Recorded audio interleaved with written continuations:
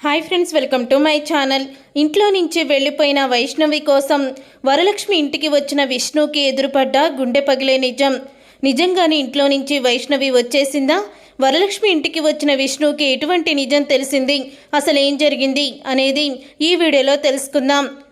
ఇక విష్ణు అయితే తన సెల్కి ఫోన్ చేసి వరలక్ష్మి ఫోన్కి ఫోన్ చేసి, నేను ధరాని ఇష్టం లేకుండా పెళ్లి చేసుకుంటున్నాను, నన్ను బ్లాక్మెయిల్ చేసి ధరా నన్ను పెళ్లి చేసుకుంటుంది అంటూ విష్ణు ఆత్మహత్య చేసుకుంటాను, ఇంకో దారి లేదు, ఈ పెళ్లి మాత్రం జరగడానికి వీల్లేదు, ఎలాగైనా ఈ పెళ్లిని నువ్వే ఆపాలి అంటూ చెప్తూ ఉంటాడు ఫోన్లో.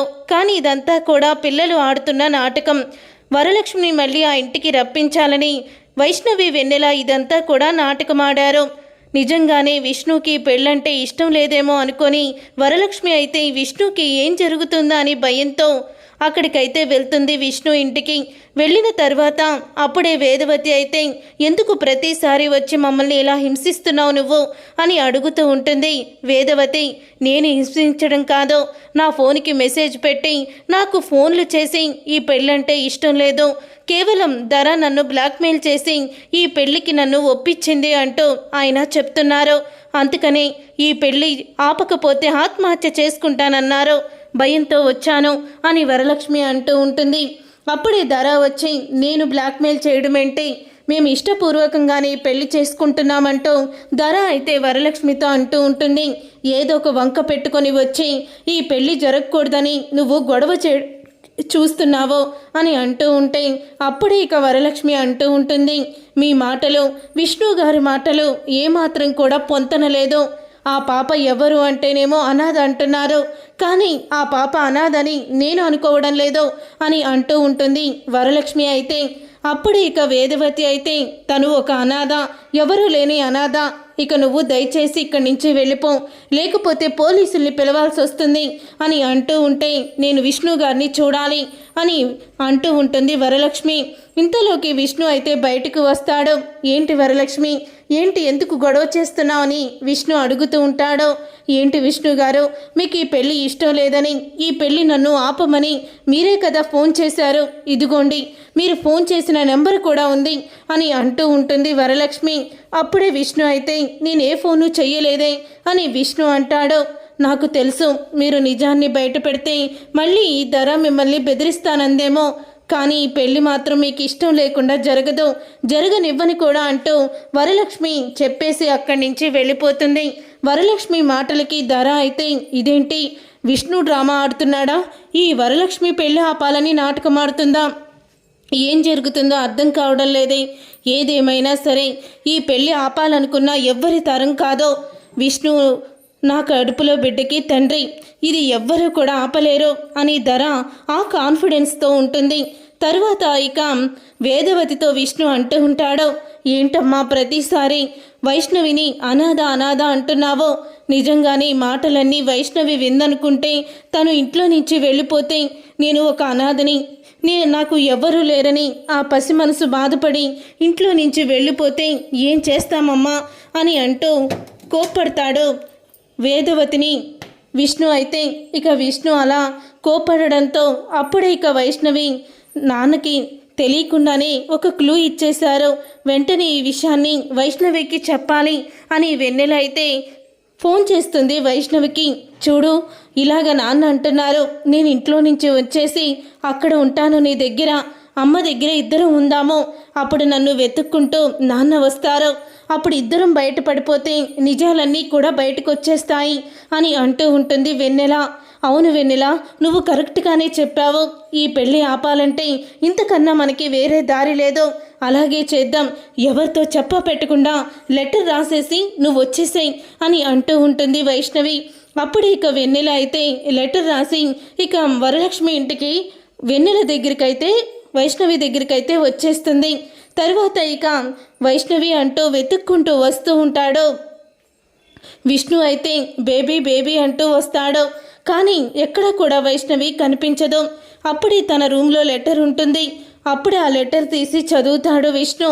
ఇక చదువుతూ, బేబీ, నేను నీకు పుట్టలేదంట కదా, నేను ఒక అనాథనా, అంటే నాకు ఎవ్వరూ లేరు, నానమ్మ లేదు, తాతయ్య లేడు, అత్తయ్య మావయ్య బాబాయ్, చివరికి నువ్వు కూడా నాకు పరాయి వాడివే కదా. అంటే రేపు ధర ఆంటీకి పెళ్ళయ్యి తమ్ముడు పుడితే నన్ను మీరందరూ కూడా వదిలేస్తారో, నన్ను ప్రేమగా చూసుకోరు.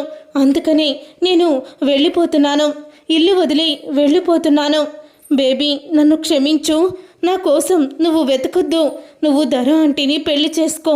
ధర ఆంటీలో కడుపులో ఉన్న తమ్ముడికి నువ్వు నాన్న ఉండాలి, సంతోషంగా చూసుకో అని అంటూ ఉంటుంది. దాంట్లో రాస్తుంది వైష్ణవి. అయితే ఇక తర్వాత ఆ చీటీ చూసి ఒక్కసారి కుప్పకూలిపోతాడు విష్ణు.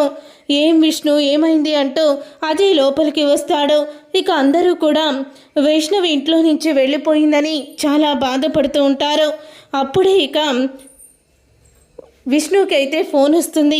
మీ పాప వరలక్ష్మి వాళ్ళ ఇంట్లోకి వెళ్ళడం మేము చూసాం సార్ అని అంటూ ఉంటారు. ఇక దాంతో వరలక్ష్మి నా కూతుర్ని దాచిపెట్టేసింది, నా కూతుర్ని దాచిపెట్టి పెళ్ళి ఆపాలని చూస్తున్నట్టుంది అని విష్ణు అయితే అంటూ ఉంటాడు. అప్పుడే ఇక వేదవతి అయితే నాకు తెలుసు మీ కూతురు అనాథగా అని ఎందుకంటున్నారు అని అన్నిసార్లు వరలక్ష్మి చెప్పిందంటే ఖచ్చితంగా తను వైష్ణవిని కలిసే ఉంటుంది, కలిసి నువ్వు ఒక అనాథవట అని వైష్ణవి అంతా కూడా చెప్పుడు మాటలు చెప్పి తను తీసుకువెళ్ళిపోయినట్టుంది అని అంటూ ఉంటుంది వేదవతి. విష్ణు వెంటనే వెళ్ళి నువ్వు వైష్ణవిని తీసుకురా అని వేదవతి అయితే చెప్తూ ఉంటుంది. అప్పుడే ధర అయితే ఇప్పుడు అంత కంగారేముంది, వైష్ణవిని వరలక్ష్మి దగ్గరే ఉండనివ్వండి, ఎలాగో తన కూతురే కదా తన దగ్గరే ఉంటుంది అని ధర అనంగానే ధర చెంప పగలగొడతాడు విష్ణు. అయితే తను నా కన్నబిడ్డ, నా కన్నబిడ్డని తన కన్న తల్లి దగ్గర వదిలేయమని చెప్తున్నావా? తను నా ప్రాణం, నిన్నన్నా వదిలేస్తాను కానీ నా కూతుర్నైతే నేను వదలను, జాగ్రత్త అని అంటూ ధరాకి షాక్ ఇచ్చి విష్ణు అయితే ఇక వరలక్ష్మి దగ్గరికి వెళ్తాడు. అలా వరలక్ష్మి దగ్గరికి వెళ్ళి వరలక్ష్మి అని గట్టిగా పిలుస్తాడు. నా కూతురు ఎక్కడా అని అడుగుతూ ఉంటే మీ కూతురేంటి, మీ కూతురు ఇక్కడెందుకుంటుంది అని వరలక్ష్మి అంటూ ఉంటుంది. నా కూతురుని అనాథ అని చెప్పాననే కదా నువ్వు ఇక్కడికి తీసుకొచ్చేసావు. అసలు నా కూతురు ఎలా వచ్చిందని నీ ప్రాబ్లం కదా ఇప్పుడు. తను నా కూతురు కాదు, మన ఇద్దరికి పుట్టిన బిడ్డ, మన కూతురు అని అంటూ ఉంటాడు విష్ణు. ఆ మాట విని షాక్ అయిపోతూ ఉంటుంది వరలక్ష్మి. అయితే నీకు ఆ రోజు పాప పుట్టిన తరువాత నేను ఆ పాపని తీసుకొచ్చేసాను అని చెప్తూ ఉంటాడు. ఆ మాట విని వరలక్ష్మి స్టన్ అయిపోతూ ఉంటుంది. ఇంతలో ఇక వైష్ణవి అని గట్టిగా పిలుస్తూ ఉంటాడు విష్ణు. తర్వాత ఇక పిల్లలిద్దరూ కూడా లోపల నుంచి బయటికి వస్తారు. బయటికి వస్తున్న వెన్నెల వైష్ణవిని చూసి వరలక్ష్మి విష్ణు ఇద్దరూ కూడా షాక్ అయిపోతూ ఉంటారు. చూసారుగా ఫ్రెండ్స్, రాబోయే కథలో ఖచ్చితంగా ఇలాగే జరగబోతుంది. మరి ఇలాగే జరగాలని మీరైతే కోరుకుంటున్నారా? అయితే వీడియోని తప్పకుండా లైక్ చేయండి, షేర్ చేయండి, కామెంట్ చేయండి. వంటలక్క సీరియల్ అప్కమింగ్ ఎపిసోడ్స్ని టీవీలో కన్నా ముందుగా చూడాలనుకుంటున్నారా? అయితే వెంటనే ఛానల్ని సబ్స్క్రైబ్ చేసుకొని పక్కనే ఉన్న గంట సింబల్పై ఆల్ అని క్లిక్ చేయండి. అప్పుడే మేము పెట్టే ప్రతి వీడియో మీరు మిస్ కాకుండా చూసేయవచ్చు.